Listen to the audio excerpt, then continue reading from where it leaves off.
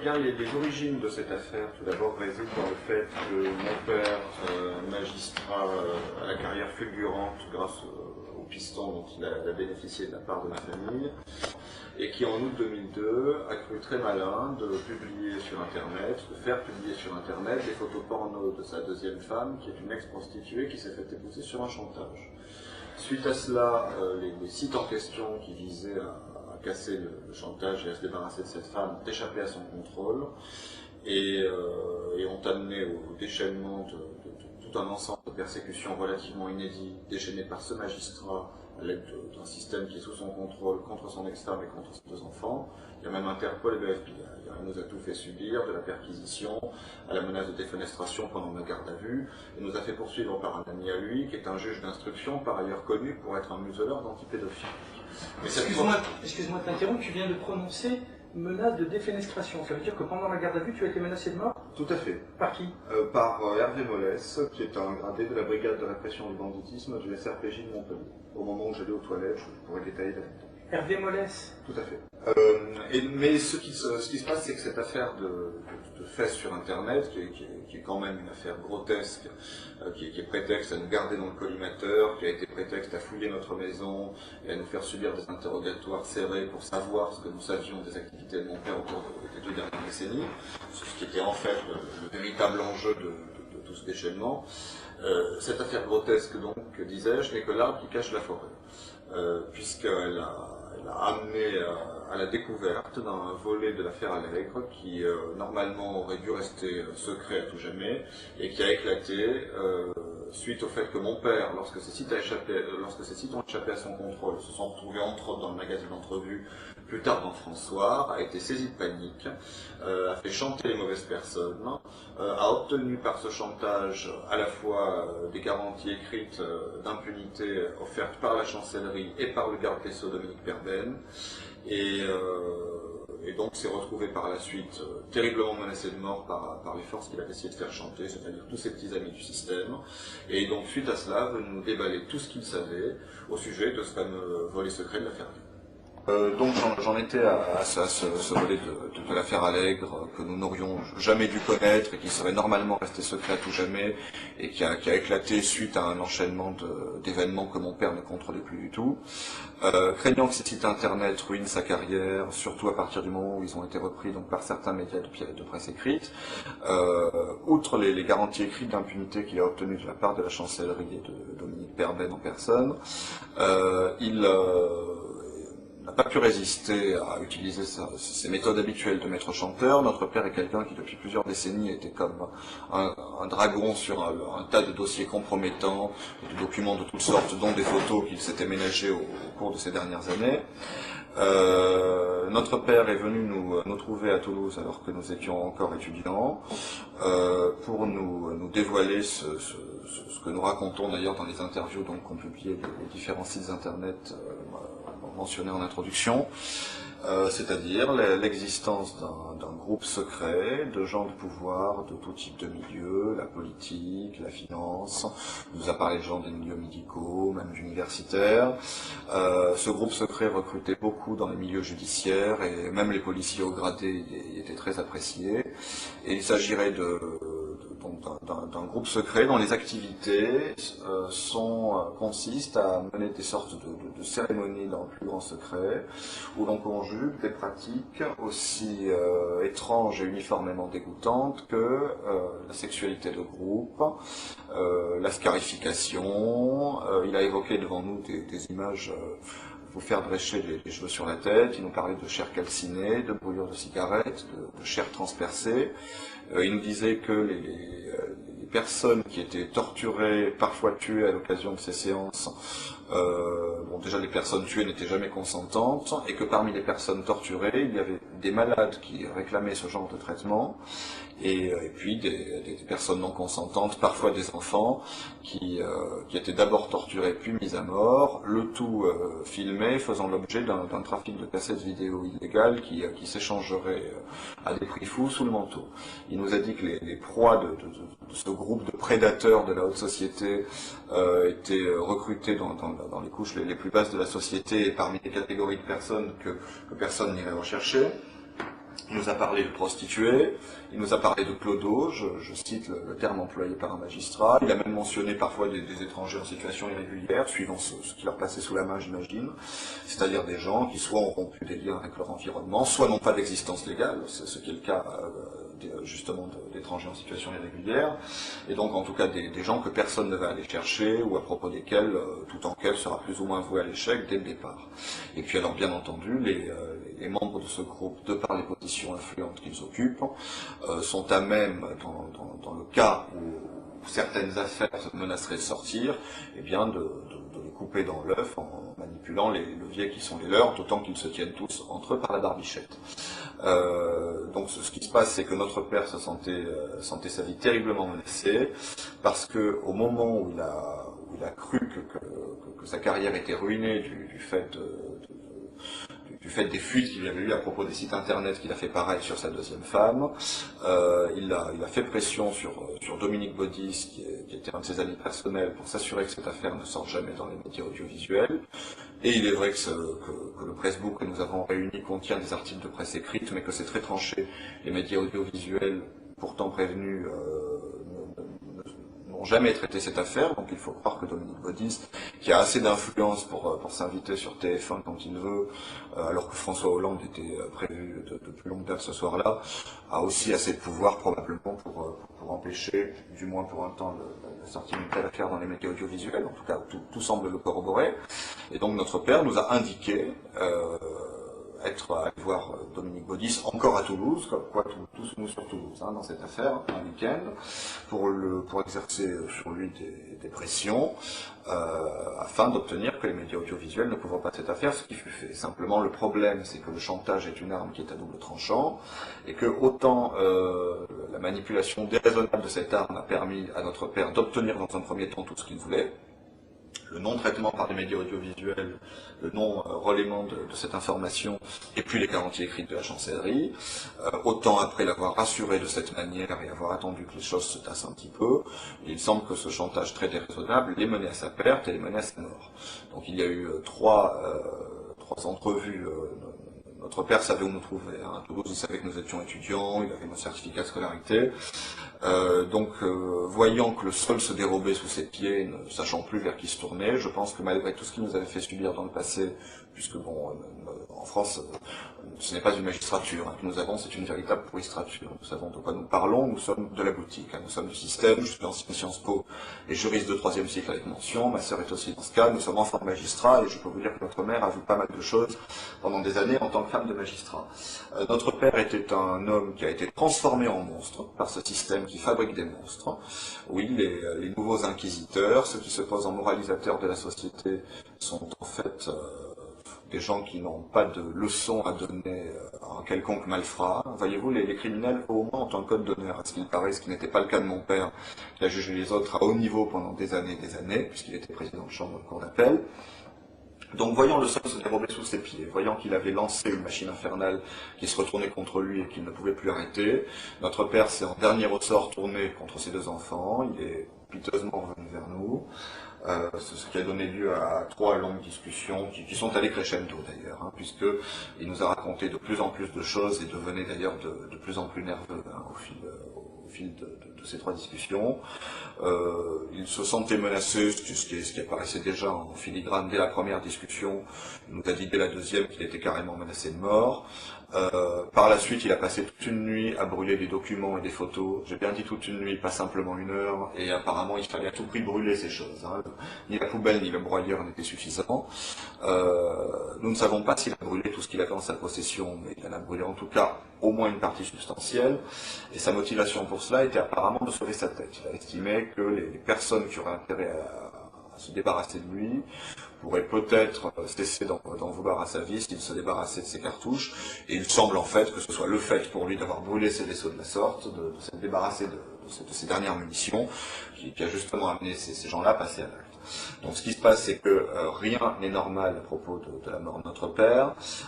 Il est mort le 22 février 2003, nous sommes aujourd'hui en septembre 2005.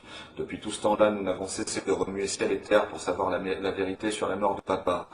Elle est indéterminée et indéterminable. L'acte de décès ne mentionne aucune cause du décès, ni l'intervention d'aucun médecin. On dit simplement qu'une personne qui travaille dans une entreprise de pompes funèbres a constaté qu'il était mort, on l'a aussitôt mis en boîte et au feu. Nous n'avons jamais été prévenus de la mort de notre père, nous l'avons appris que par la suite, alors qu'il était trop tard pour... Sa deuxième femme nous l'a délibérément caché.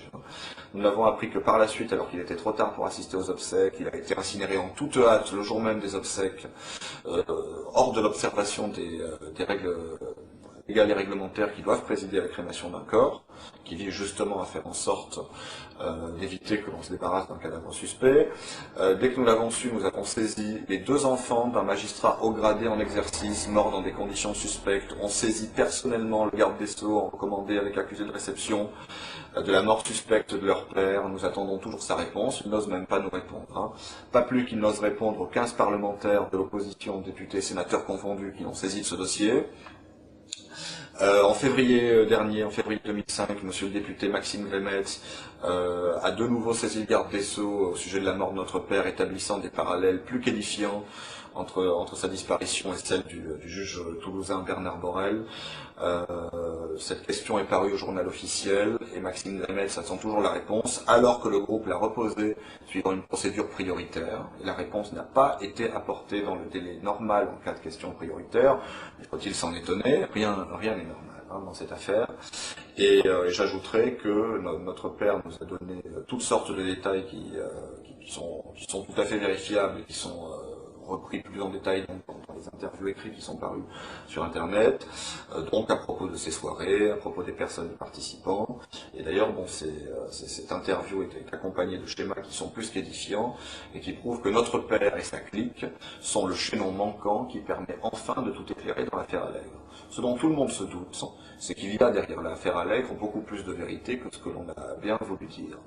On a tout fait pour dégonfler le plus artificiellement du monde une affaire qui promettait d'aller très loin et pour refermer cette boîte de Pandore. On a tout fait pour discréditer les prostituées, de même pour le gendarme Roussel qui avait entamé une véritable quête de vérité qui doit être menée à son terme. Mais ce qui se passe, c'est que jusqu'à présent, tout ce que le grand public a pu savoir, vu tous les efforts qui ont été déployés pour étouffer cette affaire, et dont les efforts déployés par Dominique Perpen, qui a envoyé tout de suite sur Toulouse un membre du parquet qui est affectueusement surnommé par ses collègues les faceurs, par rapport à ce fait d'armes passé dans d'autres affaires impliquant le pouvoir. On retrouve toujours les mêmes personnes un petit peu partout. Bon, devinez pourquoi Perben s'est impliqué dans l'affaire Roche. C'est compromis à voler au secours du moins défendable des magistrats et essaye en même temps d'étouffer l'affaire Allègre. Ce qui se passe, c'est que notre père, Jean Kubiek, un ami intime à lui, un compagnon de promotion de l'ENM, qui assistait à son mariage avec ma mère, que j'ai rencontré à plusieurs reprises pendant mon enfance, ainsi qu'un certain nombre d'autres, sont tous très liés et il y a plein de données factuelles qui permettent de le prouver. Je pense par exemple à un ensemble de faits entre mille. Le couple Ignacio, le mari étant cité dans le dossier Allègre, est un couple qui s'est connu alors qu'ils étaient en poste au Havre, et mon père était leur supérieur, et beaucoup plus haut puisqu'il officiait à la cour d'appel de Rouen, donc dans le même ressort de cour d'appel, et c'est là qu'il les a connus. Kubiek a été à la fois le supérieur immédiat de Bourraguet et le subalterne immédiat de Wolf. Il est aujourd'hui encore le supérieur immédiat de Bourraguet, si je ne m'abuse. Je n'ai pas mon schéma sous les yeux. Mais il y a tout un ensemble de corrélations, de dates, de lieux, de faits, de liens entre tous ces gens, qui font que tout ce qu'on voyait dans le premier traitement de l'affaire Allègre, qui a mené à ce non-lieu qui est aberrant, ce sont quelques bulles qui crevaient la surface, mais qu'on n'arrivait pas à connecter. Mais il y a un véritable volet roche de l'affaire Allègre, de cette affaire Allègre, qui permet de compléter le schéma et de comprendre enfin la vérité. Et la vérité, c'est que c'était facile de charger Patrice Allègre comme bouc émissaire, serial killer. Donc voilà, forcément, il s'agit d'un serial killer qui a agi seul, qui explique tout, et donc on ne se soucie pas de ses commanditaires et de ce groupe secret qui utilisait Patrice Allègre, qui est peut-être par hasard un psychopathe, comme homme de main, comme exécuteur. Bon, j'apprends que Marc Bourraguet prenait l'apéritif avec Patrice Allègre. Pour se dédouaner, il dit « Patrice Allègre m'a été amené par un ami commun ». Or, figurez-vous que cet ami commun a été décrit par la presse comme bien connu dans les milieux de la cocaïne toulousaine. Alors, il faudrait qu'on m'explique ce qu'un serial killer qui échappe bizarrement à toutes les investigations de police, hein, et quelqu'un de bien connu dans les milieux de la cocaïne toulousaine font à prendre l'apéritif le plus amicalement du monde chez un procureur. Je constate que Bourraguet est encore magistrat, ça me semble inconcevable. Et quant à Wolf, qui est aussi impliqué dans cette affaire et cité dans le dossier, il a été récompensé pour l'ensemble de son œuvre par une mutation à la Cour de cassation. Donc je me pose la question, il faut qu'il fasse quoi maintenant pour passer au grade suivant? Il faut peut-être qu'il tue quelqu'un. J'aimerais qu'on me dise pourquoi ces gens-là continuent à exercer. J'aimerais qu'on me dise pourquoi, alors qu'il y a 190 morts élucidés à Toulouse pendant les années Allègre et pas seulement, hein, Allègre et tout ce qui tournait autour de lui, non élucidés, pardon, oui, je crois que j'ai dit élucidés, alors qu'il y a 190 meurtres non élucidés qui ont toujours été abusivement classés en suicide. Hein. Maintenant, les gens, on ne les tue plus, on les suicide. Hein. C'est tellement plus simple, on peut fermer le dossier de suite. Hein. Comment se fait-il que la police, par exemple, trouve une personne qui est à la fois ligotée, bâillonnée, étranglée, si ma mémoire est bonne, et conclut au suicide, malgré les protestations de tout le monde? Comment se fait-il que pour toutes ces morts bizarres, on trouve toujours les deux mêmes experts près la cour d'appel, dont un qui s'appelle Alain Grain, je ne me rappelle plus le nom de l'autre, et comment se fait-il que ces deux truqueurs soient encore en exercice, n'aient jamais été sanctionnés, qu'on les trouve encore dans la liste des experts près la cour d'appel de Toulouse? Tout le monde sait bien qu'il y a enfin, l'affaire Allègre, nous l'avons connue avant tout le monde, puisqu'au moment où notre père est venu nous en parler, elle n'avait pas encore éclaté. Et je crois même comprendre que ce sont les extravagances de notre père qui, par on ne sait quel mécanisme, ont amené à son éclatement un petit peu plus tard. Donc, ce qui se passe, c'est que je crois que l'affaire Allègre détient les clés de la corruption du système qui nous entoure. Maintenant, bon, les gens savent très bien à quoi s'en tenir, savent très bien que nous vivons dans une parodie de démocratie et que nos maîtres nous projettent les apparences d'une liberté factice. Notre père a été très précis sur le groupe dont il nous parlait.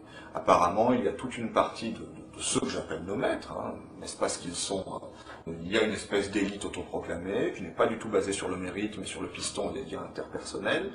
Et ces gens-là sont des loups qui gèrent le troupeau de moutons et puis qui consomment aussi du mouton à tous les repas. Donc il y a un groupe de prédateurs qui, à mon avis, n'existe pas seulement sur Toulouse. Bon, il se trouve que c'est sur Toulouse que ça a éclaté, puisque bon, la magistrature et toutes ces choses sont beaucoup plus gratinées, beaucoup plus mafieuses dans le sud. Hein. On connaît aussi le ressort de Nice et encore bien d'autres choses à dire. Mais le peuple doit être conscient qu'on le trompe, que sa pseudo-élite autoproclamée qui le trompe depuis beaucoup trop longtemps est en fait un ramassis d'opportunistes, d'arrivistes qui nous ont réduits en esclavage sans qu'on s'en aperçoive, qui ont pris le contrôle de nos vies et qui donc estiment pouvoir exercer une prédation sur le troupeau, pouvoir transgresser toutes les lois, y compris celles de la morale et de la décence la plus basique, alors qu'ils sont eux-mêmes chargés de les faire respecter et eux-mêmes payés pour nous les faire respecter.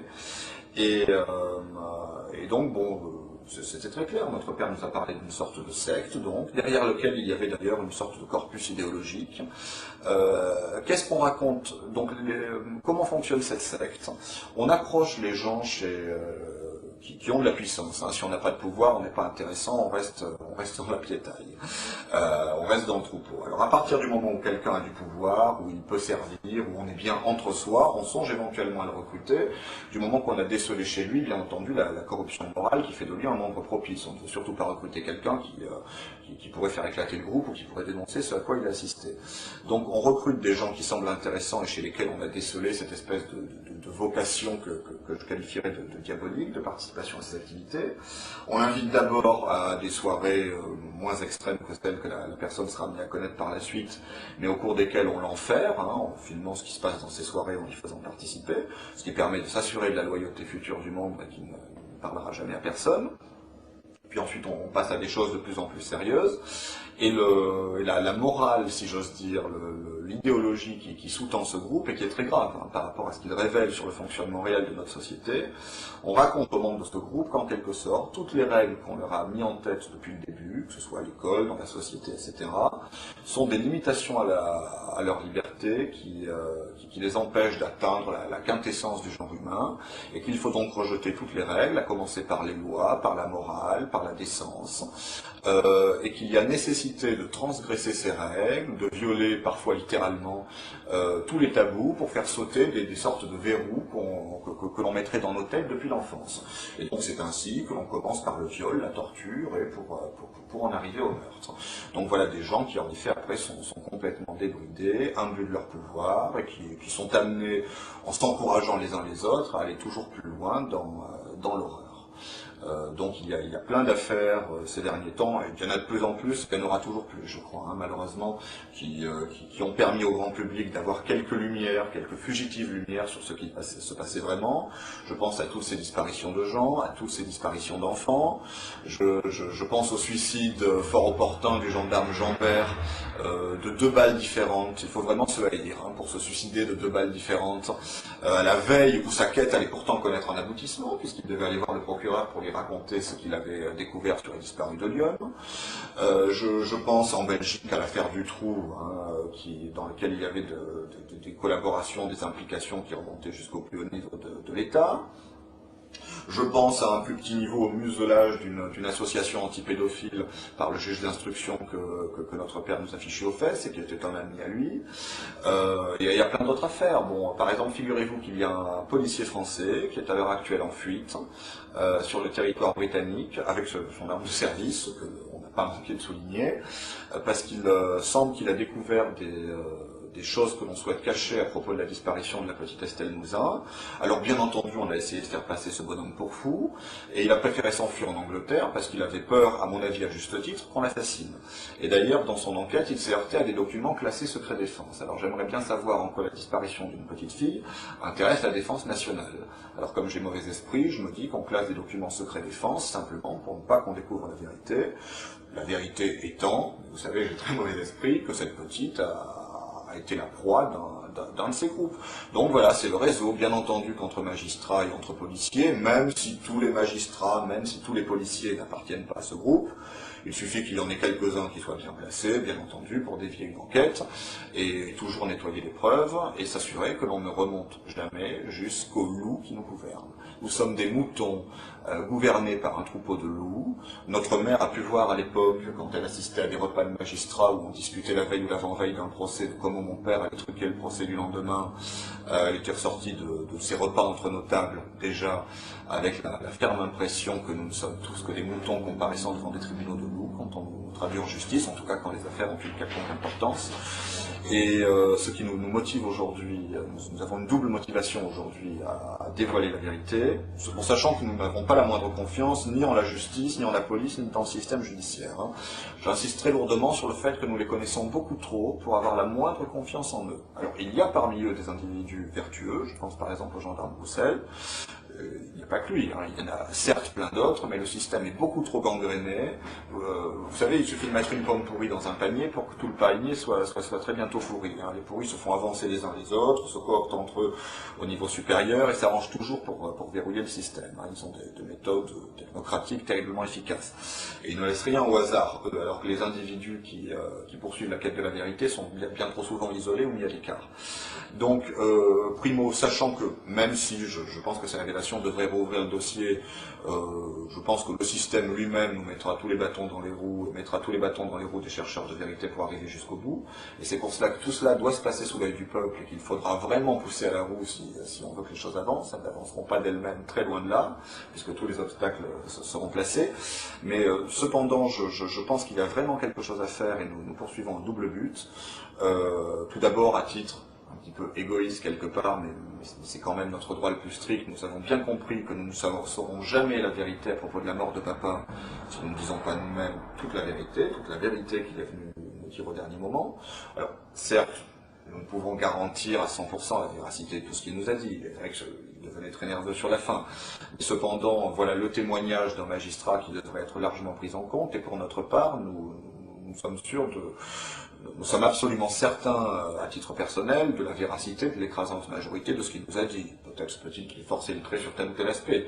Quand bien même cela serait le cas, la réalité restante reste quand même on ne peut plus terrible. Et puis d'un point de vue plus altruiste, je pense que cette affaire est l'occasion idéale de faire œuvre de salubrité publique. Tout le monde sait très bien que notre système est corrompu jusqu'à la moelle, aurait grand besoin d'un coup de balai, mais bon, il sait faire taire les opposants, à coup de procès, à coup de contrôle des impôts. Notre père magistrat pouvait faire taire le contrôle des impôts à qui il le voulait, hein. Il ne s'en est jamais privé. Donc le système a des anticorps contre la vérité, contre ceux qui... si vous voulez, c'est un petit peu comme si une maladie avait pris le contrôle d'un corps, et donc décidé de lutter contre tous les remèdes qu'on souhaiterait lui appliquer. Bon, la gangrène en est arrivée à un tel point, et une fois encore nous savons de quoi nous parlons, que le système lutte de toutes ses forces contre ceux qui souhaiteraient le rationaliser. Cependant, il semble que cette affaire est en effet une occasion unique par tout ce qu'il y a en conjonction. Je crois qu'on n'est pas prêt de revoir une affaire où tous les voyants s'allument en rouge de la sorte. Et il semble en plus, alors que normalement personne n'aurait jamais su la vérité, que notre père soit en quelque sorte la ficelle sur laquelle il faut tirer pour dévider enfin toute la bobine et pour que le peuple retrouve enfin ce à quoi il a droit, c'est la vérité. La terrible vérité. Oh, c'est une vérité qui fait très mal, une vérité qui fâche, surtout dans les plus hautes sphères. Mais nous recherchons la vérité et nous n'arrêterons pas tant que nous, tant que vous, tant que nous tous, nous n'aurons pas toute la vérité sur ce qui se passe dans ce pays. Je vous remercie de m'avoir laissé m'exprimer librement sur votre antenne. Voilà, donc ce qui se passe, c'est que cela fait 2 ans, plus de 2 ans et demi, que mon frère et moi-même nous nous battons pour connaître la vérité pour élucider la mort de notre père. Notre père était magistrat et non des moindres, puisqu'il était président de chambre après la cour d'appel de Montpellier en dernier temps, dans les 6 mois qui ont précédé sa mort en fait. Et nous ne parvenons pas, mon frère et moi, à savoir dans quelles conditions notre père est décédé. Nous ne parvenons pas à élucider les conditions de sa mort, et tout laisse à penser que notre père a été assassiné par rapport aux révélations qu'il a fait quelque temps avant sa mort. Il est revenu vers nous pour nous faire des révélations plus que troublantes, et il est vrai que notre frère et moi, nous devions de dire toute la vérité sur ce qui nous a rapporté quelque temps avant sa mort, pour nous aussi avoir un espoir de découvrir un jour ce qui s'est passé réellement ce 22 février 2003, jour de sa mort. Donc notre père a commencé sa carrière à Toulouse en tant que substitut du procureur, et c'est à cette époque-là qu'il a noué bon nombre de relations. Il était un ami intime de Don Codis, et il connaissait bon nombre de personnalités ayant été citées dans le dossier Allègre. Et à plusieurs reprises, relativement peu de temps avant son décès, il a souhaité voir ses enfants, ses 2 seuls enfants, pour nous faire, à mon frère et à moi, des révélations à ce sujet-là. Donc il nous a révélé notamment l'existence d'un groupe, un groupe dont l'existence est secrète, composé de gens de pouvoir et de très grande influence. Et il nous a dit ce qui se passait au cours de ces soirées-là. Et peu de temps avant sa mort, notre père se sentait extrêmement menacé dans sa vie, tant et si bien qu'il avait installé son bureau dans la cave chez lui à ce domicile, et se rendait aussi peu que possible à son bureau au palais de justice à Montpellier. Il nous avait dit même avoir peur de se faire shooter, pour employer ses propres termes, par la fenêtre, et était devenu absolument paranoïaque tant il se sentait menacé dans la vie de tous les jours, et a pensé qu'il était plus stratégique pour lui d'opérer certaines révélations sur ce qui se passait dans ces soirées. Voilà. Est-ce que tu peux nous dire qu'est-ce qu'il vous a raconté ce soir-là? À vrai dire, il y a eu 3 rencontres entre mon père et ses enfants, donc moi et mon frère. Et il nous a donné de nombreux éléments qui donnent la chair de poule et qui font froid dans le dos lorsqu'on les entend. Il nous a notamment parlé de sortes de cérémonies et d'une philosophie qui est diffusée dans ce genre de groupe. Une philosophie qui consiste dans le dépassement des limites humaines. Et il nous a raconté comment ce groupe se livrent à des activités criminelles et vraiment, c'est vrai que rien que d'en parler, ça donne la chair de poule et vraiment... disons que notre père, en faisant ces révélations, a soulevé le voile de quelque chose de terrifiant et il est décédé en février 2003, relativement peu de temps avant que l'affaire Allègre n'éclate au grand jour dans les médias. Depuis que cette affaire a éclaté, bon nombre de personnes ont tenté de discréditer cette affaire et ont discrédité les gens qui souhaitaient faire avancer la vérité. Mais tout le monde sait très bien qu'il y a beaucoup de choses bien réelles derrière cette affaire et c'est ce que notre père nous a dit quelque temps avant sa mort est plus que troublant. Et cette mort est inexpliquée encore à ce jour. Et nous, ça fait 2 ans et demi qu'on se bat pour savoir la vérité. Cela fait également plus de 2 ans que l'on a saisi personnellement par lettre ouverte le garde des Sceaux Dominique Perben de la mort de ce magistrat haut gradé en exercice.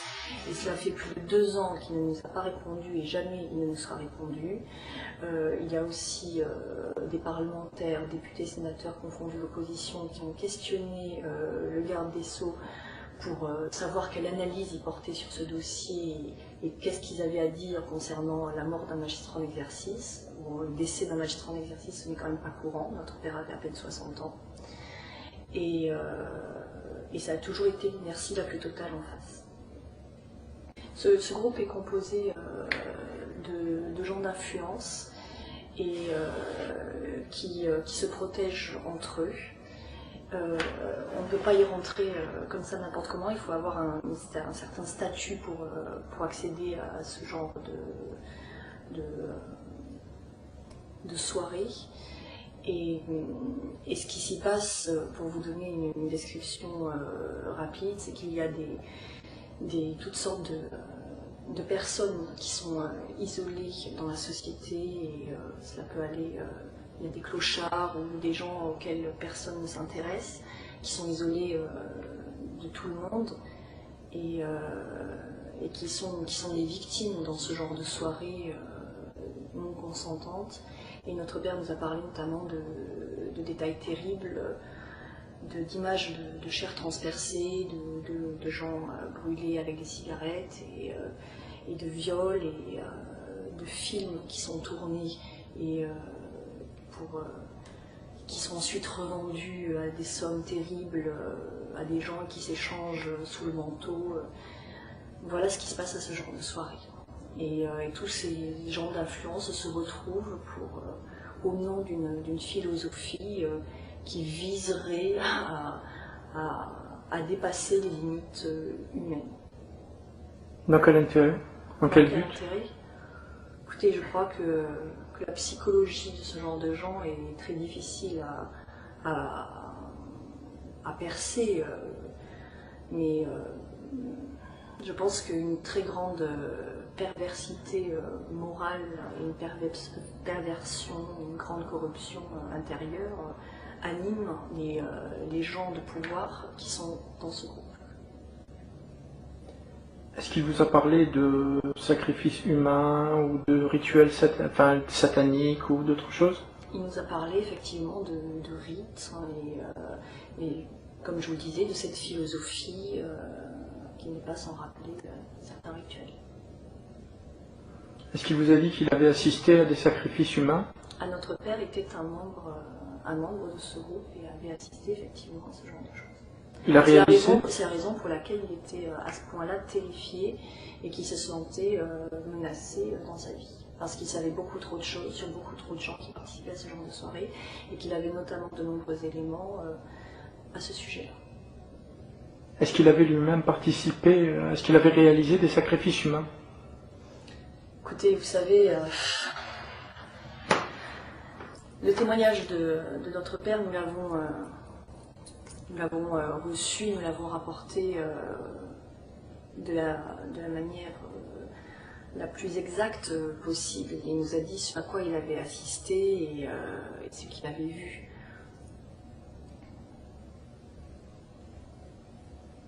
Qu'est-ce qu'il a vu? Ce que je vous décris et ce qu'il nous a décrit à mon frère et à moi. D'accord.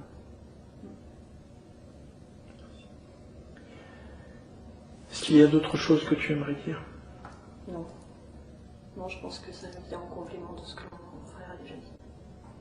Qu'est-ce que tu attends des gens en général, des autorités, si jamais il y a des... C'est la vérité, tout simplement. C'est la vérité parce que nous savons pertinemment que notre père n'a pas connu une mort naturelle et ce que nous cherchons plus que tout, c'est la vérité sur la mort de papa. Elle nous est due. Il y a déjà sur le moment, lorsque notre père nous a révélé tout ça, j'ai perçu très durement. Ça c'est évident. Et je pense qu'aujourd'hui, le fait de le révéler publiquement peut réellement nous aider à découvrir la vérité. Et je pense que ce genre de choses, aussi graves soient-elles, doivent être connues du grand public. Et les gens doivent savoir ce qui se passe dans les coulisses de la société. Les gens doivent savoir ce que les gens de pouvoir et les gens d'influence que l'on dit respectables font de leur hobby. Et tout cela ne doit pas rester secret, doit être révélé au grand jour. Donc j'aspire à un grand souffle de vérité.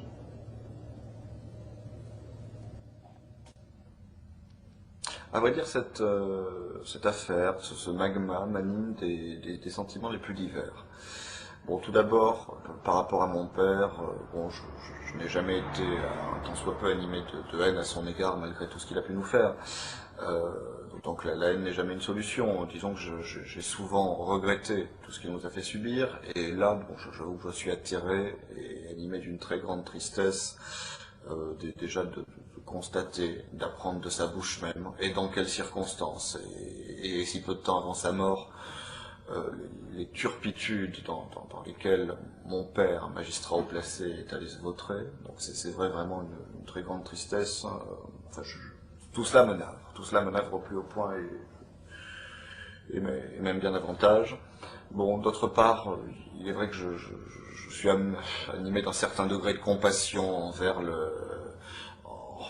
son ambivalence dans les derniers temps, bon, après avoir été l'ennemi qu'il fut pour nous, et cela sans le moindre motif.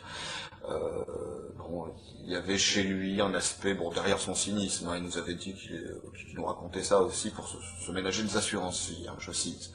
Mais même derrière son cynisme, il est revenu vers nous aussi. Cela se sentait, c'est des choses qu'on sent viscéralement quand on descend de l'intéressé. Bon, il y avait un aspect rédemption. Je crois qu'au dernier moment, au moment où le sol se dérobait sous ses pieds, au moment où sa vie commençait peut-être déjà à lui repasser en accéléré, notre père a réalisé l'immense gâchis qu'il a fait de toutes les possibilités qui lui étaient tombées du ciel. C'est quelqu'un qui a eu toutes les chances et qui a tout jeté avec le pied et qui s'est même donné de la peine pour faire du mal gratuitement aux autres. Je pense qu'au dernier moment, il a eu une mauvaise conscience terrible, peut-être une grande peur aussi de ce qu'il attendait au-delà de cette mort qu'il sentait approcher à grands pas. Et il est venu nous voir un petit peu comme on serait venu voir un confesseur, je pense, au-delà de l'aspect utilitaire qu'il y avait dans sa démarche. Il y avait un repentir. On peut douter de sa sincérité, et qui sait ce qu'il serait arrivé d'ailleurs si la situation s'était rétablie dans son état antérieur. Peut-être que nous aurions eu de nouveau un ennemi face à nous. Mais il y avait en tout cas une sincérité du moment, une quête de rédemption dans ces dernières confessions d'un homme qui a contemplé l'abîme et qui se retrouve poussé par-dessus le bord par ses compagnons de route lors de ces dernières années dans ces explorations abyssales je pense, des profondeurs du mal dont peut être capable l'être humain. Je pense que ces gens-là, si vous voulez, très imbus de leur pouvoir, finissent par se prendre pour des demi-dieux et plus du tout pour des humains, pour des gens qui n'ont plus à respecter aucune règle, et qui n'ont plus qu'à explorer l'étendue de leur pouvoir et des turpitudes et des abus qu'ils peuvent se permettre, comme s'il y avait une espèce de course vers le pire, de record à battre en la matière. Il semble que notre père était bien placé dans cette course. Bon, et puis d'autre part, d'un point de vue plus général, il s'agit des sentiments finalement personnels, de regrets face à tout ce gâchis, à notre sujet. Je pense aux victimes, bien entendu. Enfin, à ce système de mort, à cette expression d'un véritable système de mort dont notre père était partie intégrante. Et puis de manière générale, je suis animé aussi d'autres sentiments sur un plan plus général. Tout d'abord un sentiment de révolte. J'aimerais bien qu'on m'explique comment un dixième, comment un centième de tout cela peut se produire dans un état de droit, soi-disant, dans une démocratie, soi-disant, à moins qu'on nous ait menti. Je pense à nos droits les plus fondamentaux, qui sont le droit de résistance à l'oppression. Eh bien, je pense que c'est un droit qu'il serait temps de mettre en œuvre. Le peuple français a déjà montré ce qu'il pensait de la tyrannie. Je pense qu'il y a une tyrannie qui ne dit pas son nom, qui s'est déjà installée, qui persiste à s'installer. Les juges ont un pouvoir exorbitant qui n'est contrebalancé par aucune responsabilité. Comme tout citoyen, les juges doivent être responsables, au civil comme au pénal, de leurs actes, de leurs erreurs, doivent payer avec leurs biens personnels, les victimes ne sont pas indemnisées avec nos impôts, les juges sont des gens qui jouent avec nos vies. Le juge Burgot a brisé la vie de 13 personnes à Outreau, que strictement rien accusé, cautionné par la Chambre de l'instruction, cautionné par le restant du système. Comment se fait-il peuple qui avait confié le pouvoir judiciaire est un pouvoir qui n'appartient qu'au peuple. Ce pouvoir a été confié aux juges pour servir. Ils l'ont détourné en moyen de domination mobilisé pour la servir. Il est temps que le peuple se mène à nouveau de ses propres affaires, qu'il a trop longtemps déléguées aux mauvaises personnes. Et donc, j'ai un sentiment de révolte qui me donne envie de rappeler à tous ceux qui pourront regarder cette bande notre droit constitutionnel à tous, et même notre devoir citoyen de résistance à l'oppression lorsqu'elle se manifeste. Je pense qu'il n'y a plus grand monde qui ait le moindre doute à ce sujet-là. Donc attendons-nous. Et puis bon, au-delà de ce sentiment de révolte, pour terminer sur une note plus positive, je suis animé par un immense espoir. Je pense que le système est malade et que cette maladie est devenue tellement évidente, tellement grave, qu'elle est en train de générer ses propres vaccins. Je pense que les gens comme nous sont plus nombreux que ce qu'ils croient. Certains se reconnaîtront peut-être en m'écoutant. Et je crois que les problèmes ont fortement tendance, lorsqu'ils deviennent trop graves, à générer leurs propres solutions. Cela fait beaucoup trop longtemps que le vase déborde, et je pense que cette affaire est l'occasion idéale, en dévoilant enfin des choses pour lesquelles on n'aura épargné aucun effort pour les dissimuler au peuple. Je pense que la vérité va enfin apparaître en pleine lumière, et que la vérité nous rendra libres. Ce que je crois, c'est que notre société est devenue un théâtre d'ombre, est devenue le lieu d'une imposture. Nous sommes tous un petit peu sur une scène, ne nous doutant pas que nous sommes les héros et surtout les victimes d'une pièce qui est écrite en coulisses. Nous sommes déjà passés de l'autre côté du rideau. Notre père faisait partie des gens qui ont tout pouvoir sur ce qui se passe sur la scène. Nous savons exactement ce qui se passe dans les coulisses.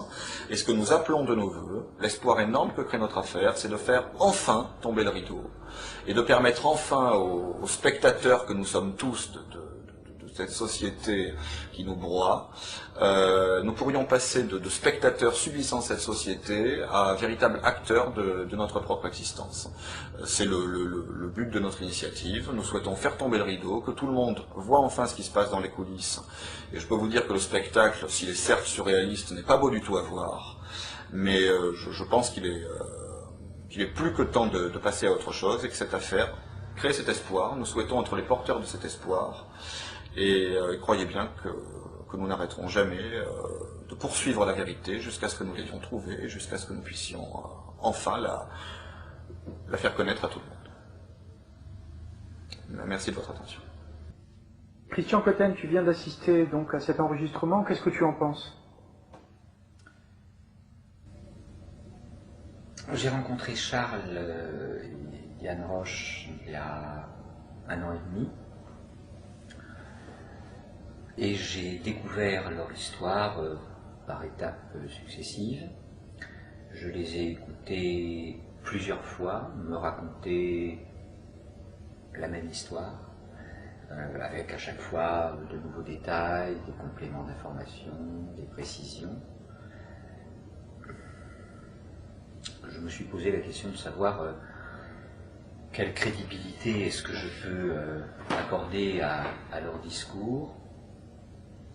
Pour le moment, après les avoir entendus, je crois, au moins 5 fois raconté leur histoire à moi, devant d'autres personnes.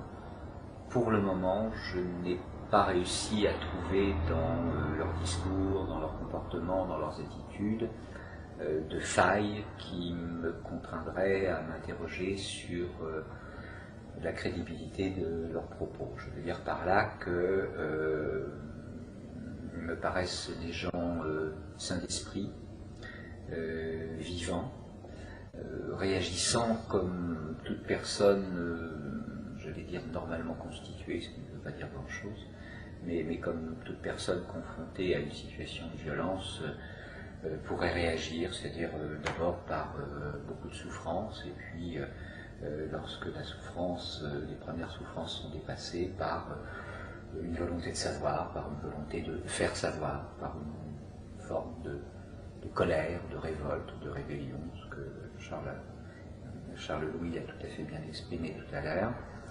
Et donc j'en arrive à un endroit où je suis obligé de me dire eh bien oui, il y a de grandes chances que tout ce que ces deux jeunes nous racontent corresponde à des faits qui ont une forte probabilité de pouvoir être considérés comme réels. Ce qui évidemment me laisse au moins rêveur, au minimum, et pose un certain nombre de questions sur l'état du fonctionnement de notre société, et en particulier du système judiciaire. Parce que de quoi nous parle-t-il en résumé? Il nous parle de ce que certains vont peut-être qualifier de pratiques sataniques. Bon, je ne sais pas trop ce que ça veut dire, mais il semble que leur père, enfin non seulement il semble, mais cet homme leur a déclaré avoir participé à des cérémonies rituelles organisées, structurées, conduites par ce que Charles Louis appelle dans ses propos et dans l'interview notamment que nous avons publié des célébrants. On est donc dans un cadre qui se rapproche de pratiques entre guillemets religieuses, où j'imagine que les gens se regroupent pour vivre en commun une expérience collective, où il s'agirait d'expériences de sexe entre des individus, à 2, à 3, à 15, je ne sais pas. En tout cas des pratiques de sexualité de groupe. Bon, jusque-là, ma foi, une célébration rituelle et puis le fait de s'envoyer en l'air à plusieurs, je vois pas où est le problème. Là où il commence à y avoir un problème, c'est lorsque l'on commence à nous parler de torture, de sévices diverses pratiqués sur les participants.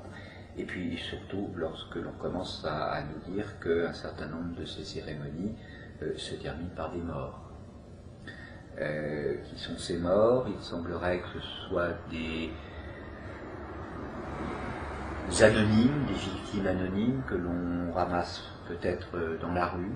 Alors c'est un peu surprenant, mais on nous parle de clochards, de SDF, mais on nous parle aussi de prostituées, on nous parle de prostituées mineures, c'est ce que déclarent à d'autres moments Charles Louis et Diane. Y a-t-il des enfants dans cette cérémonie-là? Je ne sais pas, mais quand on nous parle de mineurs, on n'est pas très loin de l'enfance.